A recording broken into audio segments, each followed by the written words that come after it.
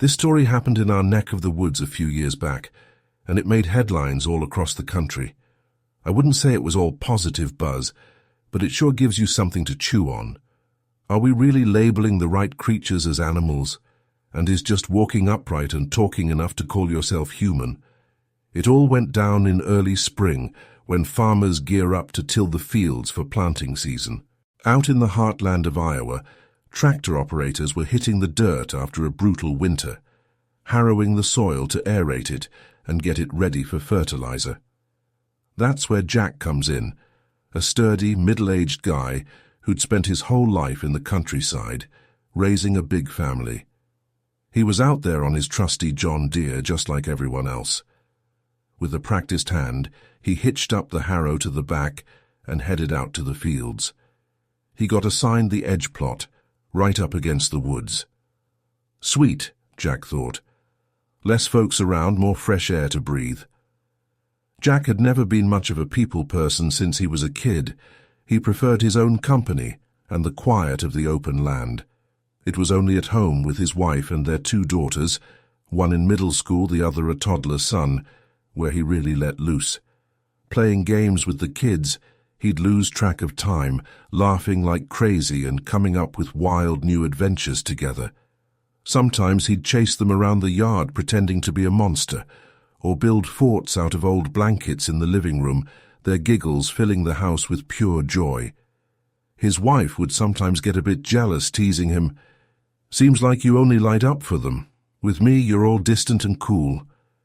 He'd just pull her close in a silent hug, holding her tight, letting his actions speak louder than words. Once he got to his spot, Jack figured he'd take a quick smoke break before diving in, leaning against the tractor and watching the clouds drift by.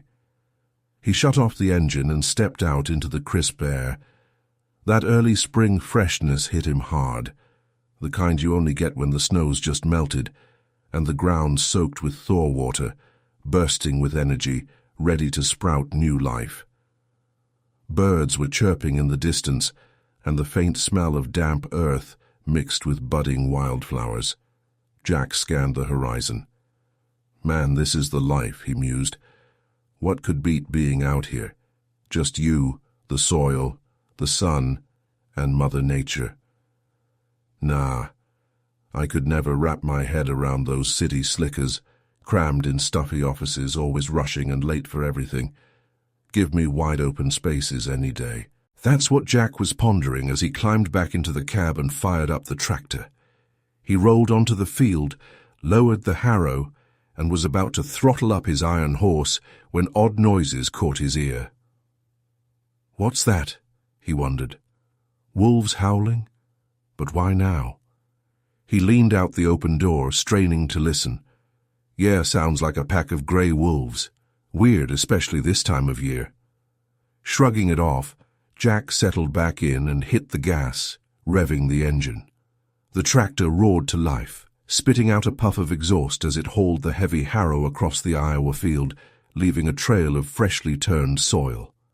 Jack maneuvered past a stretch of dense woods, reaching a clearing that jutted into the forest like a wedge. The patch was bare except for last season's brittle grass, swaying faintly in the breeze. It was quiet out here, save for the hum of the engine and the occasional bird call, a perfect slice of rural peace. But then something wild caught Jack's eye, something so bizarre it stopped him cold. Right there in the middle of the clearing, under the bright midday sun, was a pack of grey wolves. Not 1 or 2, but a whole group, maybe a dozen, howling like their lives depended on it. Some tilted their heads back, their eerie wails echoing across the field, while others paced nervously, sniffing at a strange, dark object that looked like a beat-up wooden crate. It was as if they were trying to flag him down, demanding his attention. "What in the world?" Jack muttered, gripping the steering wheel tight. The wolves noticed him and got even more frantic. A few trotted closer to the tractor, then darted back to the crate, scratching at it with their paws or nipping at it with their teeth, leaving faint scratch marks on its weathered boards. Jack had run into wolves before in these woods, usually just a quick glance before they vanished into the trees. Those encounters were always calm, no trouble. But this was something else entirely. Wolves didn't act like this, especially not in broad daylight in Iowa, where they were rare. He climbed down to the tractor's step, one hand on the doorframe, watching the pack closely. These wolves weren't acting aggressive. They seemed desperate, almost pleading. The howling softened as they saw him watching, and a few even backed off like they'd done their job by getting him to notice. But a couple of stubborn ones kept clawing at the crate, growling low as they tugged at its edges. Jack's gut told him something was seriously off.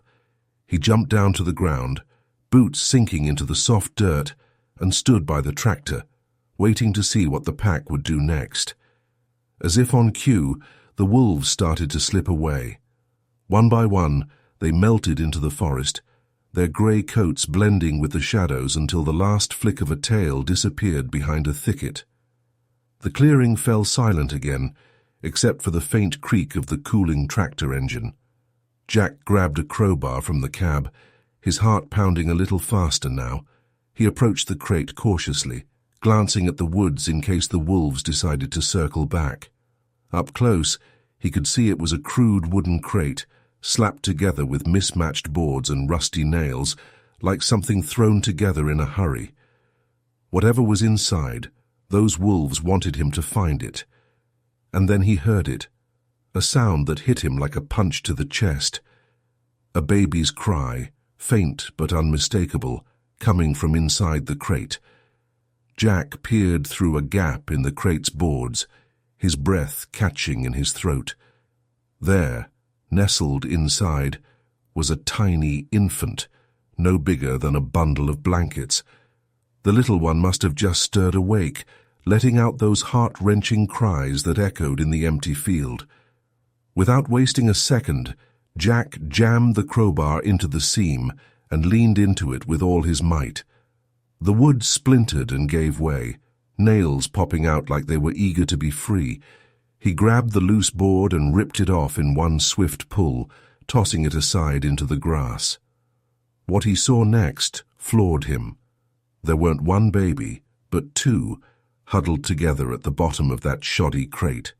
Twins by the looks of it, maybe 6 months old at most, wrapped up in dirty old rags that barely passed for clothes. The early spring chill was biting, and if Jack hadn't stopped, if those wolves hadn't raised the alarm, these kids would have frozen solid out here in the middle of nowhere. His mind raced with horror at the thought, who could abandon helpless babies like this? A wave of emotion crashed over him. His throat tightened and hot tears blurred his vision. He blinked them back fiercely, scooping up the infants gently, one in each arm, cradling them against his chest. Their tiny bodies were cold to the touch, but they were alive, squirming and cooing now that they felt safe. "Who in God's name would do something like this to you little ones?" Jack whispered, his voice cracking as he rocked them softly. The babies just gazed up at him with wide, innocent eyes, one even flashing a gummy smile and reaching out a chubby hand to grab at his flannel shirt. It melted his heart right there. He hurried back to the tractor, placing them carefully on the passenger seat, wrapping them in his own jacket for extra warmth. Then he unhooked the harrow, it could wait, and revved the engine, turning the John Deere toward the small town nearby. As he rumbled down the dirt road, he stole glances at the woods, murmuring under his breath, "Thank you, you wild greys. If it wasn't for you making all that racket, these kiddos wouldn't have stood a chance." He chuckled bitterly to himself, thinking about the unfinished field. "Guess I won't get that plot harrowed today. The foreman's gonna chew me out something fierce." But as he watched the twins doze off, their little chests rising and falling peacefully, he shrugged it off. Who cares? Saving lives beats plowing dirt any day. Jack pulled up to the local clinic in the heart of the Iowa town, a modest building with a faded red cross sign out front. He burst through the door, babies in arms, and the nurses on duty nearly dropped their coffee mugs. Their faces went from surprise to outright fury as they took in the sight. 2 abandoned infants, dirty and underdressed. "Oh my Lord, Jack, what happened?" one nurse gasped, rushing over to check the baby's vitals. He quickly explained the whole ordeal while they bundled the twins in warm blankets and called the sheriff's department. Word spread like wildfire. Within half an hour, the entire small community was buzzing about the loner farmer's incredible find-out in the fields. The deputy showed up, notepad in hand, grilling Jack with questions about how he stumbled upon them, especially the part about the wolves. The cop raised an eyebrow, clearly skeptical. "Wolves, you say? Leading you right to 'em?" "That's a tall tale, Jack." But they drove back out to the site together, with a forensics team from the county seat in tow. Sure enough, the experts confirmed it. Fresh paw prints all over the clearing, belonging to grey wolves, no doubt about it.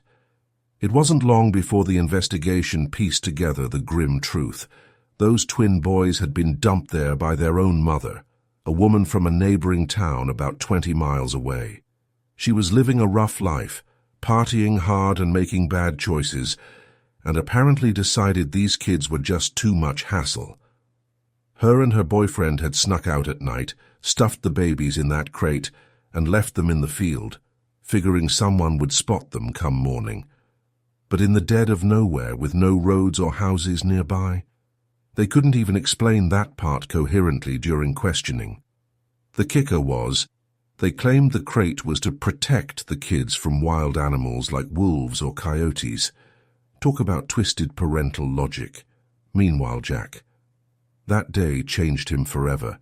He started cherishing time with his own kids even more, turning into the dad who was always there for playtime and stories. Not long after, he got this idea to start a kids' club at the community center, model rockets and car building, where he'd gather all the local youngsters to tinker and dream big, their laughter filling the air like music. And get this, you probably saw it coming, but soon enough Jack's family got a whole lot bigger.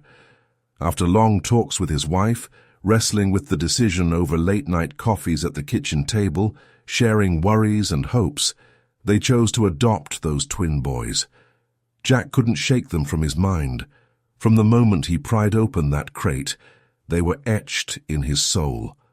Nightmares of what could have been haunted him, and during the day, he couldn't stop thinking about their future. "Where we've got 3 Rugrats already, what's 2 more?" his wife said with a warm smile as they signed the papers at the orphanage. Picking up the twins, bringing them home to their cozy farmhouse, it felt right.